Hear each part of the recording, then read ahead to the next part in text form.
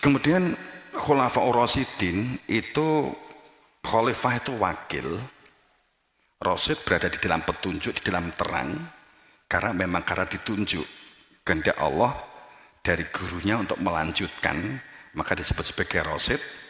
Al-Mahdiyin berarti tentu yang berada di dalam terangnya Tuhan, cahaya Tuhan. Jadi Khulafaur Rasyidin itu bukan Abu Bakar, Umar, Utsman, Ali, kan gitu loh. Bukan sebatas ini gitu loh. Tapi sudah terlanjur disepakati ini kan gitu. Disepakati itu bukan hadis. Ini memang hadis terkait dengan kalimat bahwa bisunati wa sunatul khulafaur rasyidin, ini memang hadis. Tapi kemudian siapa yang disebut khulafaur rasyidin?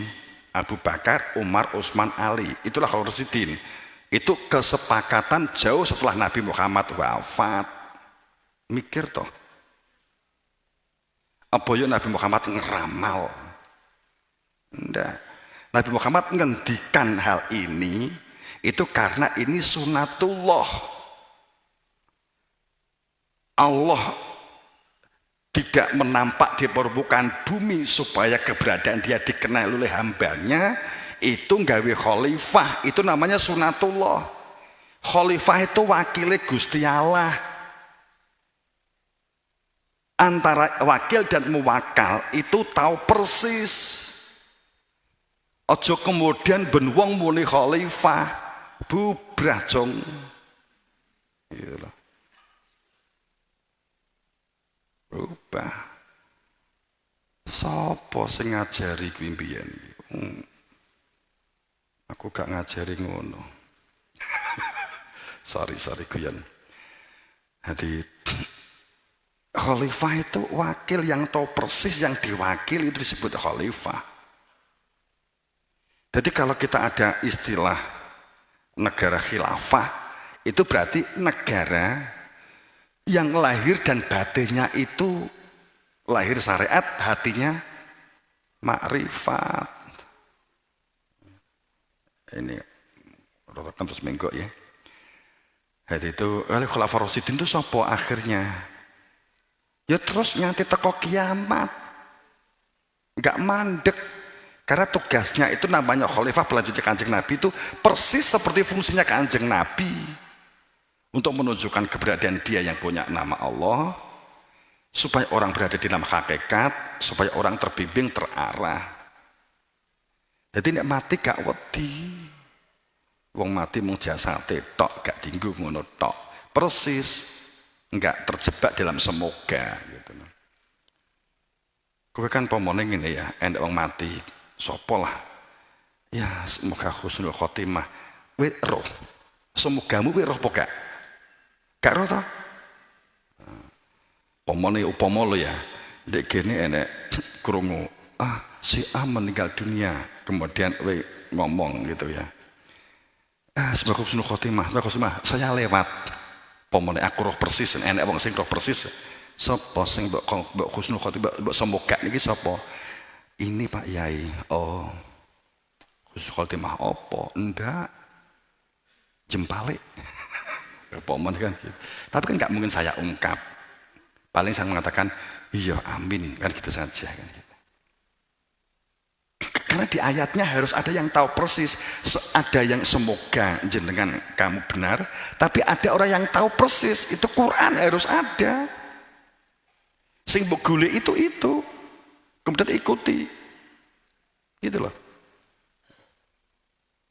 Tapi ojo takok. Ojo nakok golek saya begitu. Terus kowe nggawa absen. Si A niki teng budi Pak Yai sing ya tak dublek kowe. Jenenge kan adu-adu kan gitu. Ya mesti saya akan bohong semua. Ndek surga itu dari kan gitu. Pasti saya bohong. Terus terang mesti loro ati, enek sing loro ati kan begitu. Enggak mungkin. Itu kan masalah yang enggak berdampak dengan kita. Tapi kamu bisa mendoakan saat kamu punya hubungan darah di dunia ini, kamu bisa mendoakan kalau memang dia nggak kembali, paling nggak meringankan siksanya gitu ya. Oke, itu Pak Rosidin Al-Mahdiyin itu karena kaitannya dengan Huda. Lah ini akhirnya sing sering diperdebatkan. Adu alaiha binawajid, pegang sunnah itu tentang zikir supaya hati ada kehadiran keberadaan Tuhan, supaya kamu tawakal Allah, supaya kamu dalam ampunan. Pegang dengan gigimu, gigit, ikatkan, jangan sampai terlepas. Wa iyakum, jika tidak demikian maka kamu akan melakukan nambah karepmu dewi. Kalimat muhaddatsatil umur itu karepe kowe iki karepmu dewi ngono, sak karepe ngono lho. Ora kok nambah-nambah ndak. Ada ayat begini. Wa ma adraka ma yaumidin tsumma adraka ma yaumidin. Siapa orang yang berada di dalam hari-hari itu, di hari-harinya Allah, siapa orang yang berada di dalam malik cakupan adin sehari-harinya itu, yakni mereka yang tidak hidupnya tidak terikat nafsu untuk nafsu, hidupnya tidak tujuannya nafsu untuk nafsu. Itu dikatakan bahwa siapa mereka? Wa ma adraka ma yaumidin tsumma adraka ma yaumidin. Siapa? Tahukah kamu apa yang disebut dengan yaumidin? Hari-harinya berada dalam ketaatan, ketundukan dan kepasrahan di dalam saat taat. Siapa itu? Mereka yang hidupnya latam liku. Hidupnya itu tidak dikuasai, tidak larut di dunia, tapi enggak larut dengan dunia. Tetap akalnya tinggu, hatinya tetap kepada Tuhan. Tanpa nafsu li nafsin sayan, tidak nafsu untuk nafsu. Bagaimana caranya? Lah ini yang saya ambil sebenarnya di sini aslinya. Pada saat seseorang apapun yang dilakukan berada di dalam perintah. Saudara-saudara, yang namanya perintah itu mukotob. Mukotob itu hadap-hadapan. Apapun yang kamu lakukan berada di dalam perintah, itu mukotob, hadap-hadapan. Wal amru ya'uma idzilillah. Hidupnya itu berada di dalam perintah. Oke. Ini kembali kepada sehingga di dalam zikir, di dalam perintah, apapun yang dilakukan karena menjalankan perintah, saat ada hadapan gitu ya, hadapan. Sholat menjalankan perintah, kowe diperintah. Selama ini kan romongso diperintah. Sing diperintah itu sahabat Kanjeng Nabi, wong iki gak diperintah kok. Berarti gak sholat gak apa-apa, ora apa-apa wong gak diperintah kok. Sing diperintahkan sahabat Kanjeng Nabi. Sholatlah seperti aku sholat. Ini kan tafsir wae. Ya toh? Tafsir ya wong-wong akeh kan gitu. Pemeli takoki detail. Pemene aku muni sholatnya sing bener pripun Pak Yai? Sholatnya seperti Kanjeng Nabi. Seperti Kanjeng Nabi itu ngendikan, sholatnya kaya aku sholat kan gitu. Terus sholat Kanjeng Nabi pripun? Ya ngendikane ngono kan gitu. Terus golek fikih umpamane Imam Syafi'i kitab ini ya, itu kan bukan tulisannya Kanjeng Nabi. Ini terlalu panjang, ini terlalu banyak gejolak nanti kamu. Kemudian saat kita berbicara tentang bid'ah, ya ini ada hadis di sini, ada kalimat wa muhdatsatil umur. Jadi fa inna kulla bid'ah dolalah. Setiap bid'ah dolalah, setiap dolalah itu finnar. Bid'ah itu sakarepe dhewe. kosong hatinya, tidak ada zikir, tidak mengenal Kanjeng Nabi Muhammad atau hadap-hadapan langsung, maka itu yang kita lakukan semuanya menjadi bid'ah. Gitulah aslinya kan begitu. Konkretnya begini, jika hidup manusia tidak, kamu perhatikan di tulisan itu, tidak ta'amaro alaikum, tidak mengenal yang memerintah yang ada di antara kamu. Kemudian yang kedua, tidak mengenal tentang sunnahku dan sunnahnya para penggantiku, dan tidak berhadapan, maka itu menjadi bid'ah. Intinya kan itu di hadis ini, paham ya?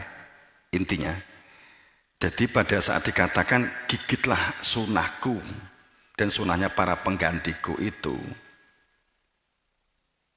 dengan gigimu, wa iyakum wa muhtadatil umur, sebab jika kamu menambah-nambah, artinya bahwa di luar sunnahnya Kanjeng Nabi dan di luar sunnah Khulafaur Rasyidin, maka tidak mengenal ta'amaro alaikum, tidak mengenal yang memerintah yang ada di antara kamu, maka ini adalah disebut bid'ah. Maaf, beribu maaf. Bahkan saat kita menjalankan sholat atau puasa, tapi tidak mengetahui sunnahnya Kanjeng Nabi dan sunnahnya para pengganti, maka bid'ah. Nek cik bingung, piye? Nek gak adep-adepan karo Kanjeng Nabi, nek Kanjeng Nabi gak enek, ya pelanjutnya. Sopo pelanjutnya? Khulafaur Rasyidin. Lawi sopo? Ya mbuh mesti enek di antara kamu, enek hadise mergo. Kan gitu, kata yaumil kiamah. Ya gitu. Jadi enggak bertemu dengan Kanjeng Nabi dan pelanjutnya, maka menjadi bid'ah kan gitu. Kayak gitu ya. Enggak mengetahui sunnah. Oke. Kita kan mengakau begini. Innallaha la yughayyiru ma biqaumin hatta yughayyiru ma bi anfusihim.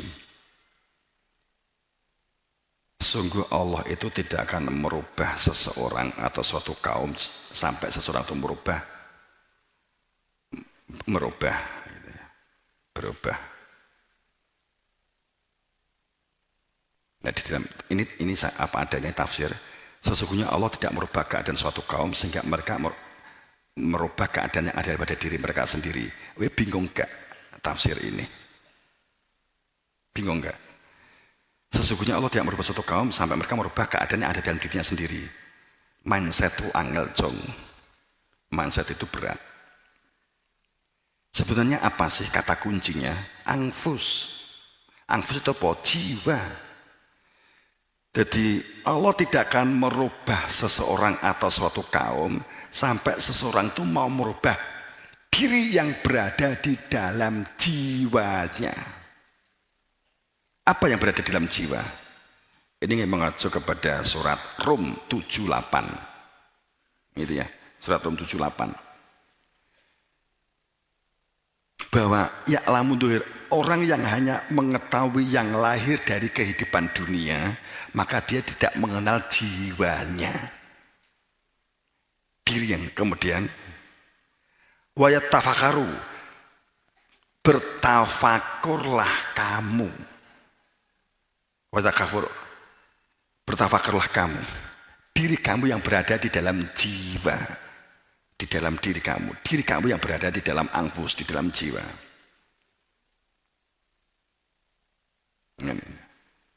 Awalam yatafakaru fi anfusihim. Tidakkah kamu bertafakur tentang diri kamu yang berada di dalam jiwa kamu itu loh, yang disebut intinya manusia. Bagaimana cara merubah bi anfusihim? Mengenali Tuhannya. Diri kamu itu adalah fitrahnya Allah. Fatoronas alaiha, yang fitrah manusia dari fitrah Allah sendiri.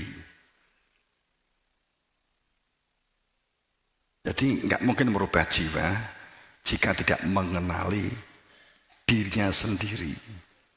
Diri Ini adalah dari fitrahnya Allah. Mohon maaf, mungkin masih berat ya. Oke. Pada saat kehidupan itu tidak demikian, maka balhum fisaki yal'abun. Saat manusia hanya dikenali secara jasadnya, secara lahirnya, tujuannya dunia untuk dunia, karena nggak mengenal keberadaan Tuhan, nggak ada kehadiran Tuhan di dalam hati nuraninya. Akibatnya kehidupan itu gambling, akibatnya kehidupan itu judi, akibatnya kehidupan itu prasangka, dikendalikan tafsir, kira-kira, tidak pernah berada di dalam kepastian. Balhum fisaki yal'abun. Dengan sebenar-benarnya mereka bermain-main dalam keraguan dalam kehidupannya. Takib yauma ta'atis sama bidukhoni mubin.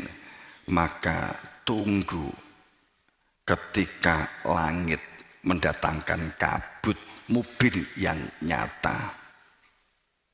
Yaitu Bismillahirrahmanirrahim. Assalamualaikum warahmatullahi wabarakatuh. Kedal mata ini mungkin didatangi sana nggak tembus-tembus. Tapi langit secara hakiki itu utakmu diwi-diwi. Jadi ciri dukon ki wis teko apa urung ki awakmu dhewe-dhewe sing roh. Utekmu ki judeg boga. Gampang panas pora. Gampang stres pora, kan gitu kan. Gitu. Mergo nek kowe ndek jero kabut, pomone peteng dedet, tapi kowe rileks nyantai, ya berarti kan gak ada masalah gitu kan. Tapi enek wong nek padang itu malah mumet. Ketoke padang, srengenge ketok meletek, wis mulai mumet, mulai pusing. Kabut sudah mulai datang di otaknya. Sebab kakean utang. Kan gitu. Jadi srengenge meletek, wis engko debt collector padha dateng gitu loh. Tapi nek bengi kan gak enek wong nagih. Jadi jaluk ini deknya wong sing kegebel utang itu kan bengi terus. Itu padang bagi dia, terang bagi dia. Tapi ini awan itu justru peteng dedet. Gitu. Utangnya bergonta lecek kan gitu kan. Pak malu dia kan begitu. Itu artinya bahwa apa yang disebut dengan dukhon? Dukhon mubin. Maka hidupnya akan banyak perselisihan, hidupnya akan banyak benturan, ya sanas. Mereka manusia yang diliputi oleh azab. Ya. Tapi pada saat mungkin banyak penyakit, ya semacam yang menjadikan panik, menjadikan bingung, menjadikan judeg, ya, menjadikan was-was. Kemudian kuat perilaku curiga, perilaku prasangka, itu sebenarnya dukhon. Dukhon itu kabut yang menutup pemikiran jernih. Ekonominya tertutup, usahanya bangkrut, ya mergo kena dukhon. Nyedek sunai salaman gak untuk salaman, malih bingung arepe silaturahim gak iso, akhirnya mau mengembangkan usahanya, mengembangkan ekonomi ini nggak jadi karena kena dukhon kan gitu. Waman yasa'an dzikri, sopo berpaling dari dzikir, hatinya kosong dari adanya kehadiran Tuhan, maka hidupnya wa nafsu yaumal qiyamati a'ma, maka hidupnya sempit dan jika meninggal lebih buta dari hidup di dunianya.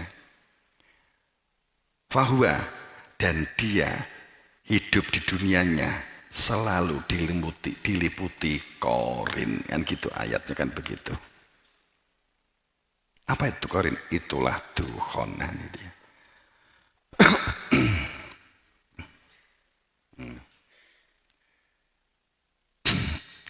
biasanya pada saat kata pagebluk ataupun paceklik itu datang, penyakit, omo dan seterusnya, selalu di antara kita akan beredar ungkapan Rabbana aksif anal adzab inna mu'minun. Mereka mengatakan demikian.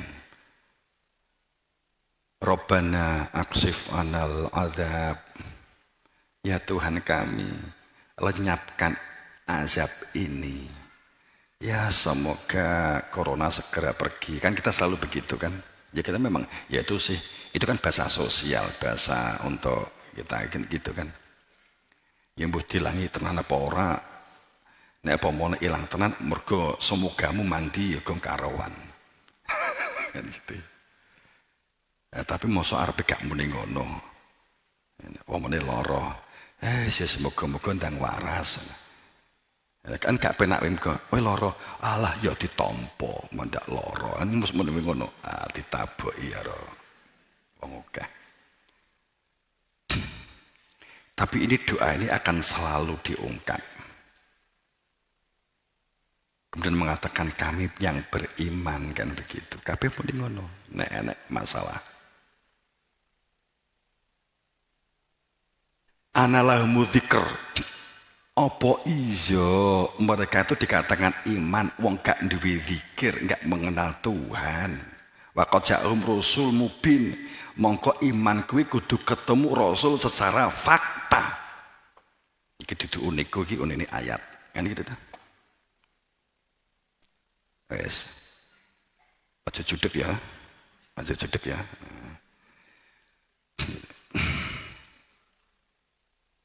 Kemudian kul huwal qadiru ala yab'atha. Ini saya anu saja biar waktu karena waktu.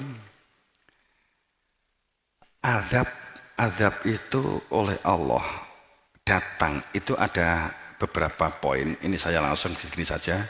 Pertama, azab min fawqikum. Mungkin juga sudah pernah saya angkat ya. Azab yang datang dari atas, min fawqikum. Petir, puting beliung, angin topan, badai, hujan banjir, bandang, penyakit, material gunung meletus, ama tanaman, dan lain sebagainya. Ini tadi kan terkait dengan khobutha. Negara yang tentrem, gunung juga gak meletus, teman-teman yang berbahagia. Sekarang ini kalau kita berbicara begini, pomone gunung itu meletus, Semeru meletus, apapun yang terjadi, ya kita berharap semoga nggak ada korban. Kita tetap memohon itu sih kita berharap. Tapi ketentuan Allah kan juga nggak bisa kita hindari. Tapi kan kita sebagai sesama manusia, semoga dia paling tidak semoga dia dapat menghindari dari bencana itu tetap. Tapi kalau kita ngomong secara ayat, gitu. Pada saat khobutha, sebuah tatanan pada sampai puncak menuju kegagalan, maka juga akan ditandai banyaknya bencana. Bencana itu adalah yang pertama, tentang adzabam min fawqikum. Azab yang didatangkan dari elemen atas. Meletus, puting beliung, hujan, penyakit, material gunung dan seterusnya. Kemudian kedua, azab min tahti arjulikum, yang datang dari elemen bawah, lindu, gempa, longsor, rob, muncul lumpur, gas bermunculan, air dari dapur muncul, air panas yang semuanya sesungguhnya tidak diharapkan, anomali begitu. Kemudian yang ketiga, azab yalbisakum siyalan, dicampur aduk budrek, bingung endi musuh, endi kanca, endi lawan, endi dulur, saling bertentangan, mencampur kamu dengan beberapa golongan berpecah-pecah. Itu kini dikatakan sudah bagian dari azab, ya. Saling bertentangan, saling curiga, saling prasangka, saling menuduh, saling menyalahkan. Perilaku fanatik, kaku, beku, kultus, bangga-bangga terhadap kelompok golongan dan keturunan. Bangga keturunan suku bangsa, bangga keturunan anak turun. Turunnya orang hebat, turunnya ratu, turunnya punggawa, turunnya suku, luhur, orang agung.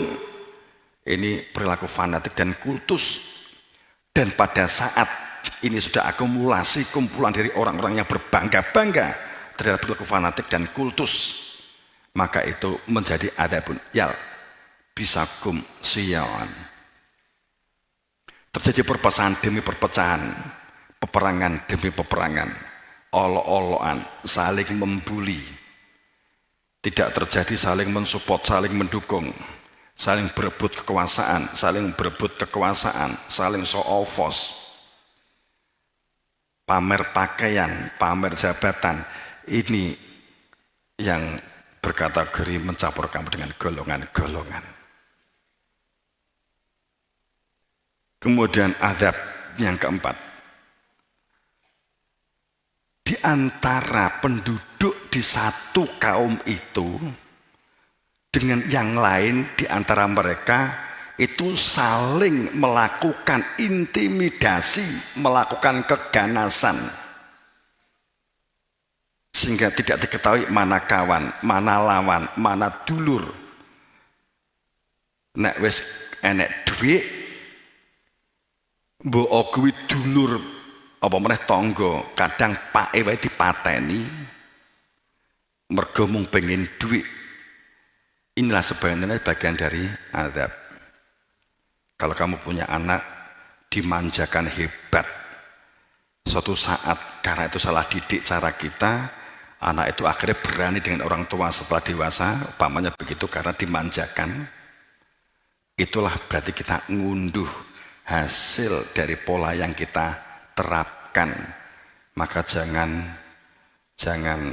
nesu nek anake dadi wani kan gitu. Memang sejak kecil dididik untuk berani bantah orang tua apa namanya gitu, karena kemanjaannya.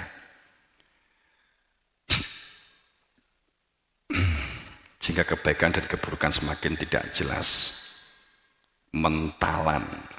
Jadi saling mengintimidasi. Umpamane saling mengintimidasi gitu. Kan desane liya. Ya ini bantuan iki salah turun di mestinya untuk desa B, turunin di desa A. Ya enggak dilungne. Umpamanya kan itu diintimidasi kan gitu. Mestinya uang itu untuk maslahah tidak diberikan. Mestinya untuk membangun dimarap. Nah, itu kan terjadilah bentuk-bentuk keganasan, intimidasi di antara sesama. Aku partai A, partai B. Saya khawatir partai lebih gede, saya akan mengintimidasi, menteror. Jadi saat teror ini subur, olok-olokan ini subur, itulah adab. Wa yudhiku ba'dukum ba'sa ba'din. Itu tuh. Ini sejarah masa lalu, teman-teman. Ini sejarah masa lalu.